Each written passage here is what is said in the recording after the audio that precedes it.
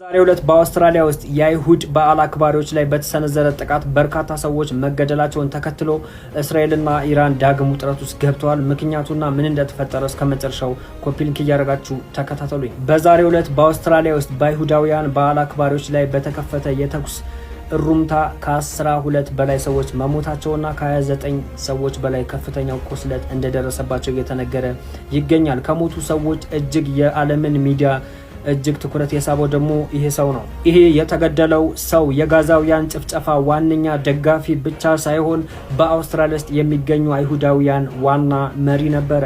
ይሄም በመሆኑ አውስትራሊያ ትልቅ ስጋት ውስጥና ትልቅ ድንጋጤ ውስጥ ገብታለች። ይሄ ሰው በመገደሉ ደግሞ በርካታ ሰዎች በጋዛ ላይ ሲደረግ የነበረው ሲደግፍ የነበረ ስለሆነ ይገባዋል እያሉ ይገኛሉ። የእናንተንም ሀሳብ ጨምሩበት። ስለ ኢራንና እስራኤል ውጥረት ደግሞ ልንገራችሁ።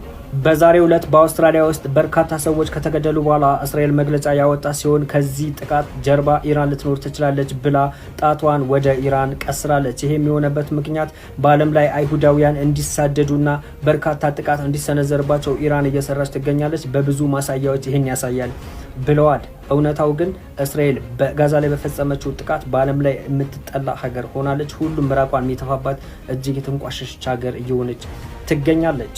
በተቃራኒ ደግሞ ኢራን ወዲያውኑ ይሄ ጥቃት ከሰነዘረ በኋላ የሀዘን መግለጫዋን ያወጣ ሲሆን እንደዚህ አይነት የሽብር ጥቃቶች ሊወገዙ ይገባሉ በማለት መግለጫዋን አውጥታለች። እስራኤል ኢራንን የምትወነጅልበት ምንም ምክንያት የለምም ብለዋል። የእናንተን ሀሳብ አስቀምጡ።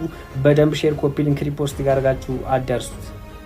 ተመልከቱ። የናባት የዩክሬኑ ግሪክ ቤተክርስቲያን ቄስ ነው። ስለ እስልምናና ስለ ረሱላችን ሰለላሁ ዐለይሂ ወሰለም ጥሩ ነገርን ከተናገረ በኋላ ይሄ ቄስ በአውሮፓ እጅግ ዝናን ያተረፈና ብዙ አዳማጭ ያለው ስለሆነ ትልቅ ውግዘትን አስነስቷል። እሱ ብቻ አይደለም፣ ብዙ ተቃውሞም እየተነሳበት ይገኛል። ይሄም ስለ እስልምናና ስለ ረሱላችን ጥሩ ምስክርነትን ስለመሰከረ ነው።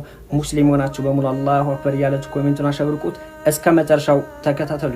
እኚህ የካቶሊኩ ቄስ ቃል በቃል እንዲህ ነው ያለው።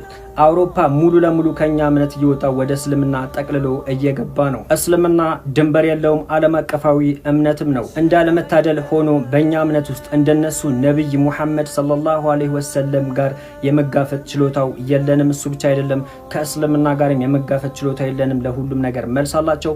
እኛ ጋር የሌሉ ነገሮች ሁሉ እነሱ ጋር መልስ አላቸው ብለዋል። ታዲያ እንዲህ ብለው ከተናገሩ በኋላ ትልቅ ውግዘትን አስነስተዋል። ምክንያቱ ደግሞ እውነት ሲነገር ስለማይወዱ ነው። ከዚህ በፊት የሩሲያ አንድ ቄስ እንዲህ ተናግሮ ነበረ። ከዛ በኋላ ግን ሱብሃንአላህ አላህ ቀጥተኛው መንገድ መራውና እስልምናን ተቀብለው አሁን ለብዙ ሰዎች እስልምናን ለመቀበል ሰበብ የሆነ ውስታዝ ሆኗል። ስለሱም ከዚህ በፊት ቪዲዮ ሰርችላችሁ ነበር ኢንሻአላህ። ስለዚህ ሰውም አላህ ቀጥተኛው መንገድ መርቶት እኔ የምዘግብላችሁ ይሆናል ኢንሻአላህ። አላሁ አክበር እያላችሁ ኮሜንቱን አሸብርቁት። በደንብ ገና እንበዛለን። በደንብ ሼር፣ ኮፒ ሊንክ፣ ሪፖስት እያደረጋችሁ አዳርሱት።